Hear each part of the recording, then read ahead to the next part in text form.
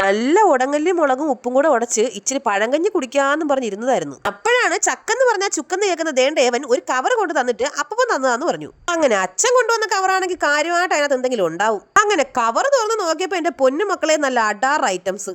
ഇത്രയും വലിയ മുട്ടക്കാട്ട കൂന്തൽ അച്ഛൻ എവിടെ നിന്ന് കിട്ടിയതാണോ എന്തോ.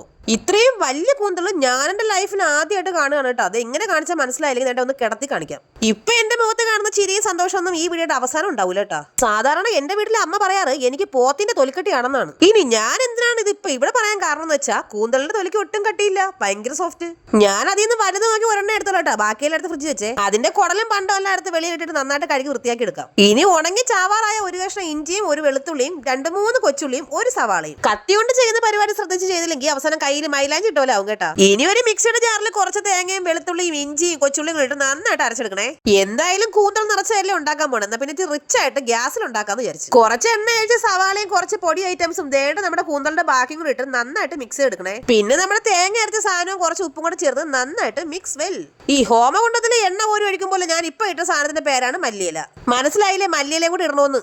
ഇനി ഉണ്ടാക്കി വെച്ചിരിക്കുന്ന മിക്സ് ഒരു സ്പൂണിലെടുത്ത് അണ്ണാക്കിലോട്ട് ഇടണമെന്നല്ല, ദേണ്ട ഈ കൂന്തലിനകത്തോട്ട് ഇട്ട് നിറയ്ക്കണം കേട്ടാ. എന്റെ പൊന്നെ, ഇതൊരു പെരുവയറൻ കൂന്തലേന. നിറച്ചിട്ട് നിറയുന്നില്ലല്ലോ. നിറയാത്ത ഭാഗത്ത് ബാക്കി കുറച്ച് ചോറും കൂടെ വാരിയിട്ട് ഫില്ല് ചെയ്താലാ? വേണ്ടല്ലേ? ദേണ്ട കണ്ടില്ലേ എന്റെ ഇരിക്കണ കൂന്തൽ ദേണ്ട ഗർഭിണിയായി. അയ്യേ അങ്ങനല്ല കേട്ടാ.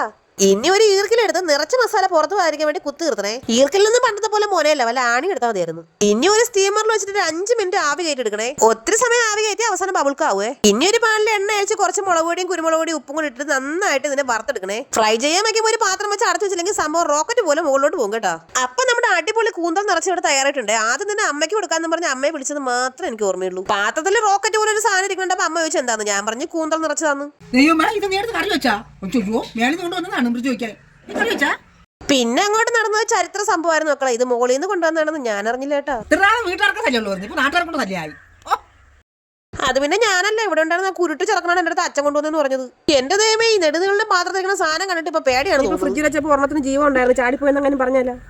ഇതിപ്പോ എല്ലാരും കൂടെ എന്റെ തോളി കയറുന്നുണ്ട്. ഞാനതാണ്ട് മനഃപൂർവ്വം ചെയ്തോണക്കാണ്. വേണ്ട ഈ ഇരിക്കുന്ന കുരുട്ടിനെ വാടാ ടേസ്റ്റിയാന്ന് പറഞ്ഞ് വിളിച്ചപ്പോ രാത്രി ഒറ്റയ്ക്ക് ഇരുട്ടത്ത് കിടക്കാൻ പേടിയാണെന്ന്. തെണ്ടി അവരെന്നെ മനഃപൂർവ്വം തേച്ചതാണ് ഗൈസ്. സംഗതി അപ്പുറത്തെ വീട്ടിലെ ചേച്ചിയാണെങ്കിലും സംഭവം കൊള്ളാട്ടാ. ഇത് കഴിയുന്നതോടുകൂടി എന്റെ കാര്യത്തിൽ മിക്കവാറും ഒരു തീരുമാനമാവും.